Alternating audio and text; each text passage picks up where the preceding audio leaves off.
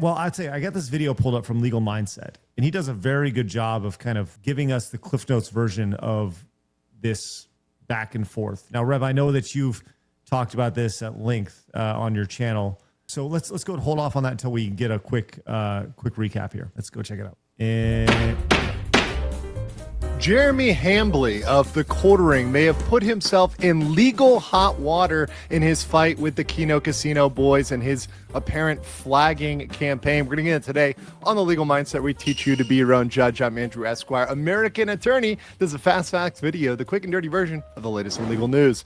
So looking at how the Quartering has legally trapped himself. So of course we have in this corner as the defendant here today, Jeremy Hamley of the Quartering, who's ran a very large YouTube for a long time.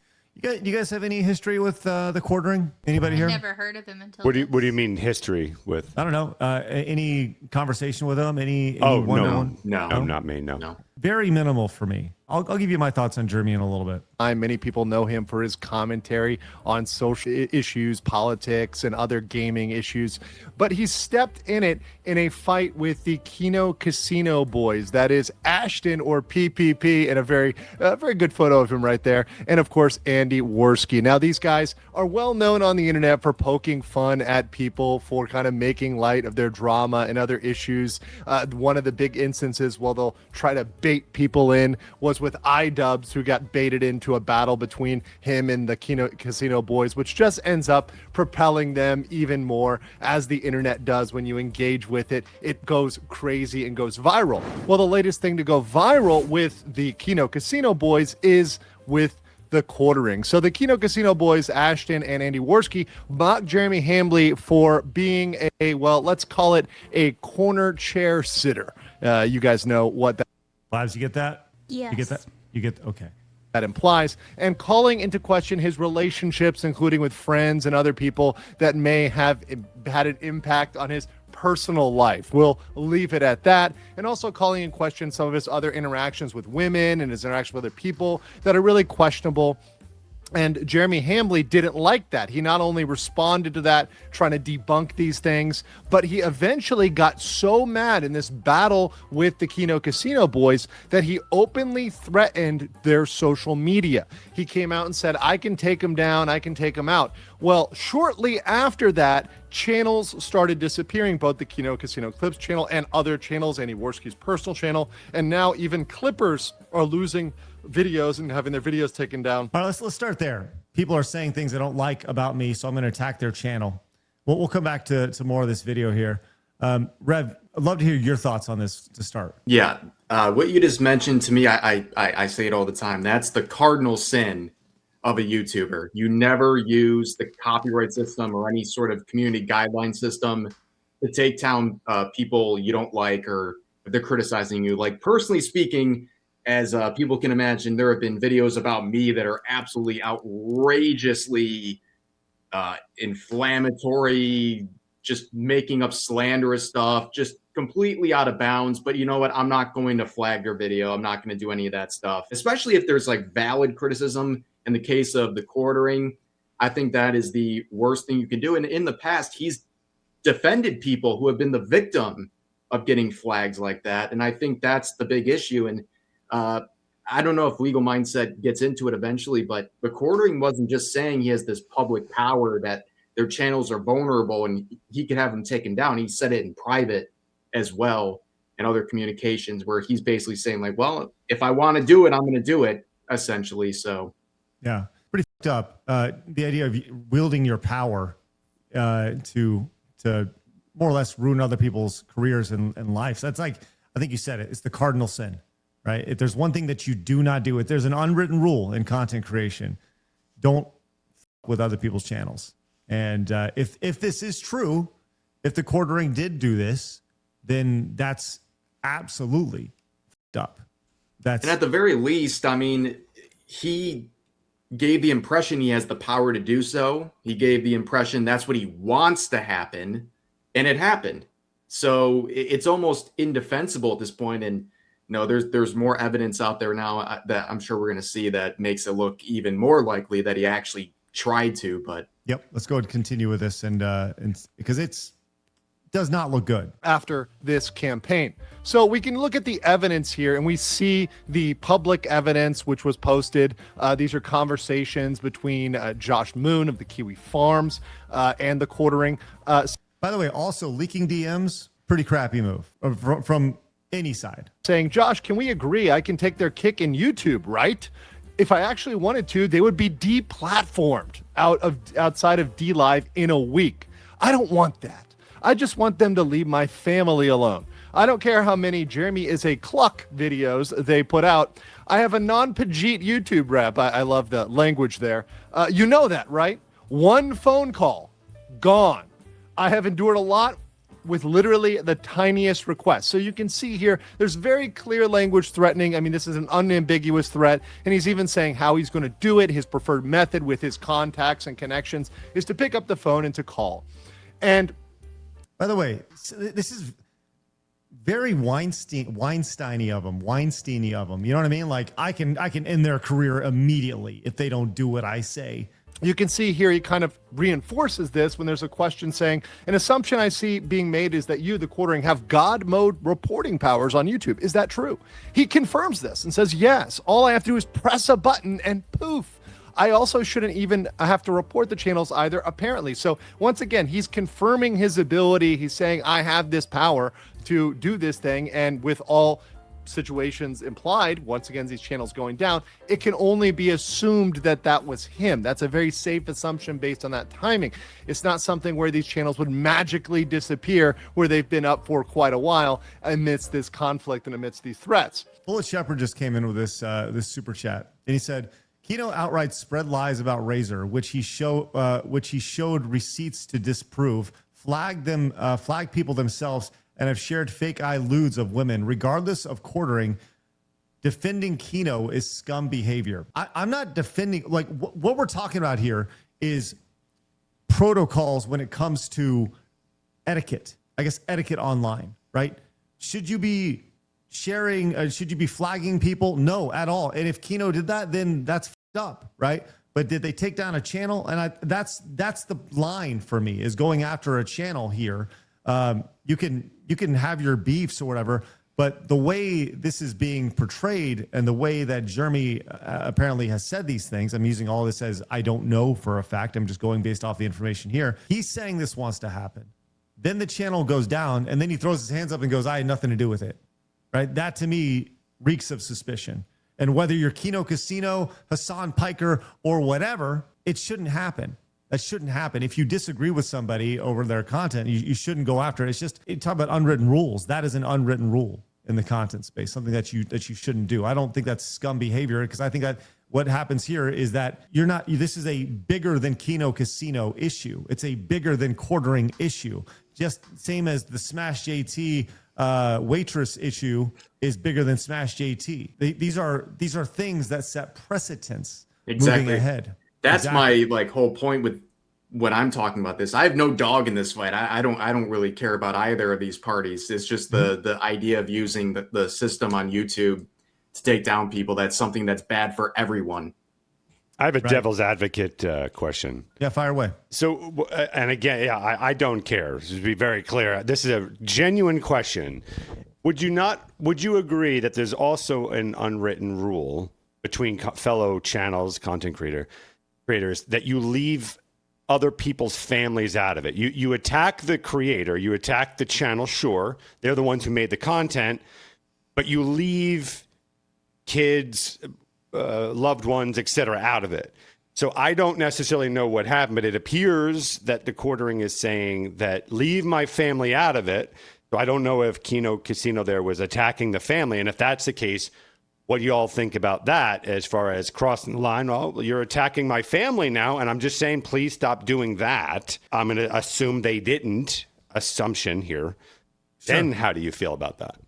So I'm glad you brought that up, because I did see a video from one of the hosts from Kino Casino yesterday, actually talking specifically about that. Our show. Okay. So excuse me for looking super tired, but I received some news about the clip channel that I want. Let me go skip ahead a little bit. We never harassed his wife.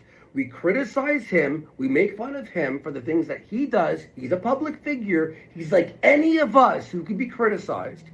But what he does is he brings in his wife into it constantly. He says her name. He talks about her. He says personal stories. He embarrasses her. He hits on other women. And we talk about it. We don't harass her. We disavow any harassment towards his wife. That's ridiculous. And a lot of people thought we were doing that, and that's not the case. Secondly, okay, so there's their response to that, Phoenix. So, but yes, I do agree. The idea of if they are not a part of what you're doing, they are totally left out of it, and I agree with that. There are several rules. That should not be an unwritten rule. That should be written on everybody's contract when you go to YouTube or Rumble or anything else, that you will not bring up family, friends, or anything else outside of whoever is talking about it, whoever's on the channel. That's just my thoughts on that, and I think that's totally fair. Because I got to be honest, I don't want people talking about my wife or my kids, right? I don't care about their wife and their kids or whatever. Let's go ahead and continue with a little bit more of Legal Mindsets video here. And you can even see that other channels, and this is a smaller channel, Alyssa Clips, are having their channels and their videos hit as well. When they clip things, when they post them on YouTube, they're coming down and getting hit by mysterious reporting. So what do we see here? Well, we see the Quartering denying this and saying if the Kino Casino was wrongly banned for ban evasion, I 100% think they should be restored. So he's saying, oh, if they were wrongly. So, it's kind of hiding his belief that it was justified. I hate their guts, but I think it's a mistake. YouTube should fix it. I already proved beyond a doubt I didn't do it, whether they wanted to believe it or not. Now, that doubt is coming into question now. First of all, we have his previous statements, but then we have more evidence coming out that it may indeed have been him. So we had this revealed. This was revealed by the Kiwi Farms, which watched one of his clips where he had clicked his search bar. And when you look at that search bar carefully, you see these YouTube support tickets, right? You see several YouTube support tickets. Thank you for your report to YouTube, and a YouTube support ticket there, which came out right after this happened. So the timing of those reports, very, very, very suspicious. Now, of course, Quartering came back trying to counter this, kind of in full scramble mode, saying nobody is interested in the truth, so I don't know why I bother, but these psychos will just move the goalpost again. But again, my updated report history. Dozens of channels stating as a fact I took down their channel, which I understand should be back up soon. So he's trying to say, hey, look, here's my report history. Of course, we cannot know whether that's his actual full report history. And also, and I think the bigger thing is that he asserted that he did this perhaps by phone call and by use of a back channel connection. And this is bolstered by YellowFlash, who actually reached out to somebody with connections to YouTube. And this is what they had to say. The YouTube individual. They said, just for your own peace of mind, I pinged one of our guys last night about the Quartering drama. His estimation based on the back end is that the casino was taken down from a personal request because all the user reports were deemed nonsense by the automated system all week, except a privacy claim that also failed to hold up to manual review. He's on the security side, but did say this is almost certainly an off-platform point of contact call, email, text that resulted in manual channel deletion. So once again, going back to that original theory that there was a call here to get these channels taken down. And so that's what. All right. He goes into more. And by the way, we'll make sure we link to Legal Mindsets video.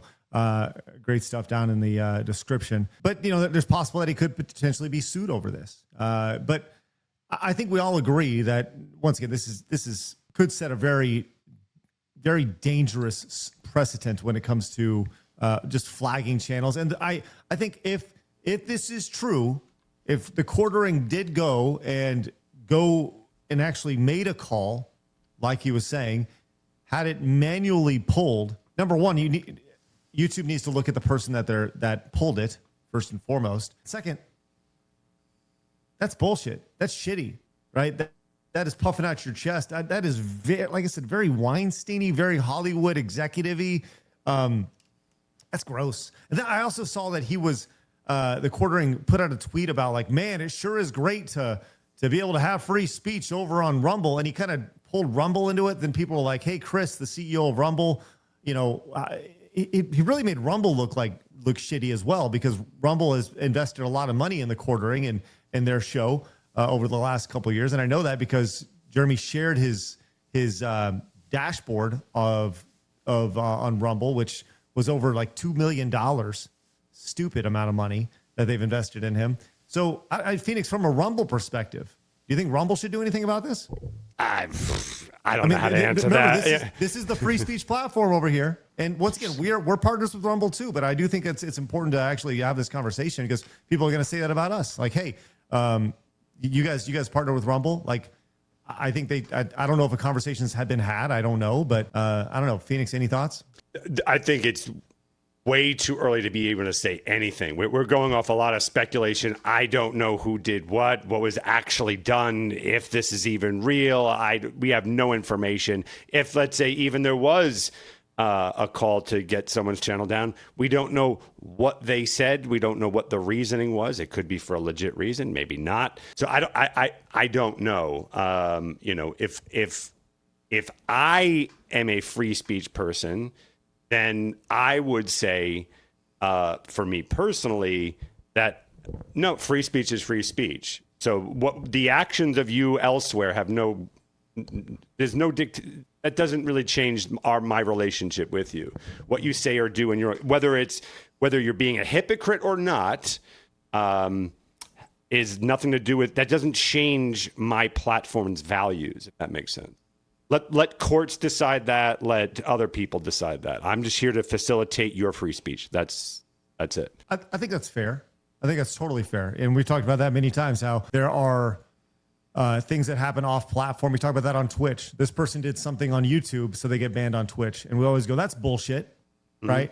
So I think for the idea of consistency, I think that's something that we should, be keep in mind, right? Rev Straub, any thoughts on this whole brouhaha? I just think it all comes down to optics. I think the whole thing is just optics, how it looks, what he was saying, and like you guys said, puffing out his chest that he has the ability to do these things. And then those things do happen. It just doesn't look good. And you can think any way you want about the Kino Casino group there, the two guys there. You can think whatever you want. But when you have this idea that we're going to start flagging down channels we don't like or that are criticizing or even being, rude or pushing the line, that's a really dangerous route. And with the free speech stuff too, like, yeah, I mean, he should have the free speech to say dumb stuff. That's in this case, a part of the narrative. And I I'm not on Rumble, but I think if they want to be consistent for the image they have, yeah, I think he should at least be able to keep doing his thing there, but it doesn't mean it's going to be like he should be celebrated over there or anything like that, obviously. Right. I agree with everything Rev said, and I would just say too, like, truly, people, like he said earlier, people make videos about, I mean, sure, all of us, right? Like, we all get videos made about us in different ways, like, saying mean things. Unless something is legitimately illegal and you have like a legitimate reason to flag someone's video, then, that's one thing, right? But whenever you're just doing it because you don't like what they're saying or it hurts your feelings, it's like, okay, sucks. Like, we all say things that hurt people's feelings. That's just life. Like, you gotta, if you're gonna be on the internet, like, you gotta just get over it. Even if it does hurt, like, we're all humans. Like, you might get your feelings hurt, but that doesn't mean that you can just do whatever you want because of it. Well, we'll see kind of what happens with this. As of this second, I know the Kino Casino Clips channel is still down, or whatever channel it was hit. I think it was a Clips channel. Yeah, whatever it is, we'll see what the resolution is. But it's dangerous, man. People talk about wielding power, and I know that Jeremy has talked about publicly about his channel and losing subscribers and stuff like that. And I'm sure he's kind of panicking. And I know from people who have said publicly his Rumble deal's about to expire, and that's a lot of revenue to go away. So, yeah, man, what a mess. What an absolute mess.